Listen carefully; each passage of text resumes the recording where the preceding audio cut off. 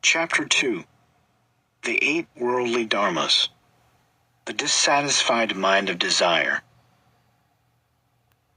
Whether we are a Dharma practitioner or not, every problem in life comes from our own mind, as does every happiness. The cause of suffering is not external. The cause of happiness is not external. The cause of what we experience is within us, in our mind. And what is that particular thing that creates every problem we experience in life? It is the dissatisfied mind of desire, the mind clinging to this life. We try to obtain the immediate happiness of this life through what are called the 8 worldly dharmas. Desire for comfort, material things such as gifts, friends, and so forth, a good reputation and praise, an aversion to lack of comfort in material things, a bad reputation and criticism or blame. Wealth is not a problem. The problem is having desire for wealth. Friends are not a problem. Attachment to our friends is. Objects become a problem for us because of the emotional mind of desire. When desire, the thought of the 8 worldly dharmas, is there, not only does a lack of wealth cause us problems, but so too does having wealth. When we are controlled by the thought of the 8 worldly dharmas, we're miserable and lonely without friends, but having friends does not give us complete satisfaction either. When our mind is controlled by desire, neither having nor not having an object can bring anything but dissatisfaction. It might seem that we know the distinction between happiness and suffering, but in fact, when we see how we so constantly and diligently work toward bringing ourselves suffering, it is very clear that we really don't know at all. Because of our attachment, we feel elated when we meet the 4 desirable objects and mistake this excitation for happiness. We fail to see that meeting these objects brings no calmness or peace in our heart. Instead, because we have not eradicated the dissatisfied mind of desire, we subject ourselves to constant mood swings and instability. Clinging is an upright mind where we're painfully struck to an object, unable to separate ourselves from it. When our mind is overcome with desire, not only is the reality of the object obscured, but we're also unable to see the shortcomings of desire itself. Seeing a friend in the distance, we're immediately lifted by the attachment as our mind labels and exaggerates the good qualities of the object. How wonderful he is! How gorgeous! How lucky am I to meet him on the street like this? We grasp at objects of attachment as if they truly exist, adorning them and blocking our understanding of their true nature. We project all these exaggerated qualities onto that object walking toward us and hold the unrealistic expectation that he can make us truly happy. When we first see our friend in the distance, we see the body alone. Only after that do we recognize and then label that body, my friend. First we see the base, then we apply the label friend to that base. Then we see the friend. But this is not how it appears. To us, the friend and the body walking toward us are inseparable. But in fact, friend is just a projection of our mind, although it was our own mind that imputed the label friend onto the object. We believe what's merely a label to be reality and see the object as being more than an imputed friend. It seems to us to be a real friend. Then we say, "This is my friend." To us, that friend, rather than being a mere imputation of our mind, is something totally the opposite, totally contradictory. Walking toward us is a friend who intrinsically exists, completely independent of our mind. There is someone there, but that truly existing friend is nothing more than a decoration, a projection, labeled on the base. The aggregates of the merely imputed friend caused by the negative imprint left on the mental continuum by past ignorance. This is our fundamental confusion and all the delusions that plague us and rob us of happiness. Minds such as anger, jealous, and pride grow from that. Misreading the object, we get stuck. As if intoxicated by a drug, we hallucinate a real, independent object where there is none. Under the control of the thought of the 8 worldly dharmas, we see that merely imputed friend as permanent and unchanging, as the true cause of our true happiness. This is our friend, and he will never change. But change is natural and inevitable, and when something happens and he does change, we get shocked. Confused about the nature of reality, we see impermanent things as permanent, and so we suffer. Nobody gives us trouble but ourselves. We torture ourselves by not having realized reality, by not seeing things the way they really are. We perceive them in a way that is completely contradictory to reality and grasp onto these false appearances. In this way, we become the creator of our own suffering. Something that is only suffering in nature appears to us as happiness. Something that is impermanent appears as permanent. Something that is impure appears as pure. Something that is not truly existent appears as truly existent. While we're clinging to these appearances, enjoying these objects with desire, they look good, but sooner or later, they will cheat us. The final result of our relationship with them is only suffering. This is samsara. It seems good to have samsaric perfections, but since we have not renounced clinging to this life, we're bound to be deceived. Even after we've found our object of desire, it's never perfect. There's always something missing in our heart.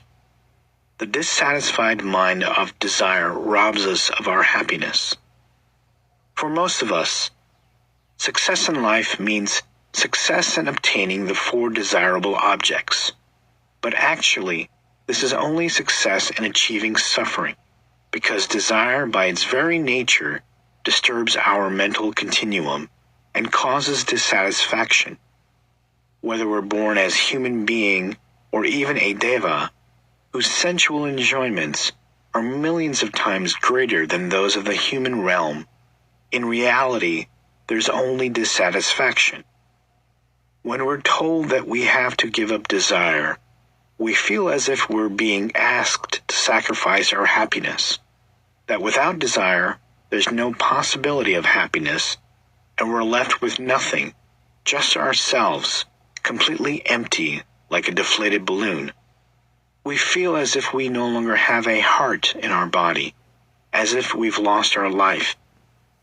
This is because we have not realized the shortcomings of desire. We have not recognized that the nature of desire is suffering. Desire itself is a suffering, unhealthy mind. Because of desire, our mind hallucinates, and we're unable to see that there is another kind of happiness, a real happiness. If obtaining an object of desire were real happiness, the more we had of it, the happier we'd be. Whereas in fact, the opposite happens. Our pleasure in the object decreases until it becomes discernible suffering. Such when we eat something, at first we enjoy it, but if we just keep on eating, it soon turns to discomfort and then outright suffering. The conditions come together and we encounter favorable objects, so we call it happiness. But under the surface there's a pain in our heart, a tightness in our chest. This mind is bound up tight, like a prisoner, with his hands and legs tied with rope. There's no real peace, even when we manage to meet an object of our desire. Our mind is still in the nature of suffering. That's why it is vital that we understand the 8 worldly dharmas. The more we recognize what's really going on in our mind, the more we understand the source of our problems. When we go to the East, there are problems. When we go back to the West, there are problems. Wherever we go, there are problems and dissatisfaction. When we see this, we see the root of our life's problems, the core delusion that creates them, for the individual, for society, for countries, for the world. Thinking that happiness comes from sense objects, worldly people are robbed of real happiness and satisfaction. The great Pandit Aryadeva said, "Worldly beings find it very difficult to see that happiness comes from renouncing this life. In that, they are extremely deceived. We might achieve all the things that people commonly regard as signs of a successful life. We might have hundreds of thousands, millions, or billions of dollars, which we consider success. We might receive praise, which we consider success. We might have comfort, food, clothing, shelter, and so forth, which we consider success. We might have everything that people commonly call success. However, even achieving all these things is still suffering, because we're clinging to them. All the negative actions we do through pride, attachment, and so forth, harming and even killing others, all the suffering and worry we have is caused by the evil thought of the 8 worldly dharmas. If we check up, like watching a movie, checking back and back to really find the cause of our problems, we'll find that they all stem from the attachment concerned with only the happiness of this life.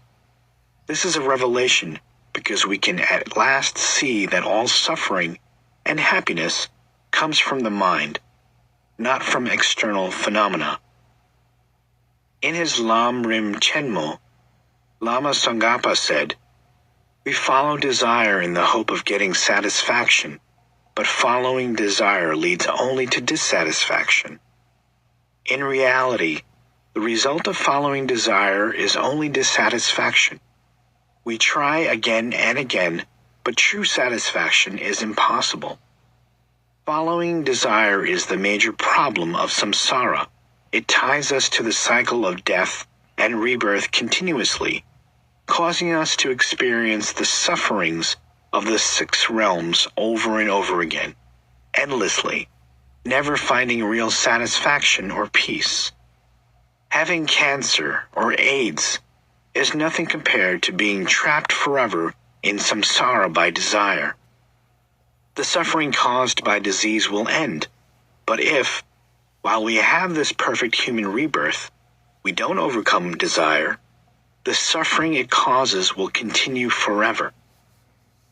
We should be terrified of the future rebirths that desire will bring, such as rebirth in the unbearable suffering of the lower realms or the endless dissatisfaction of the upper realms.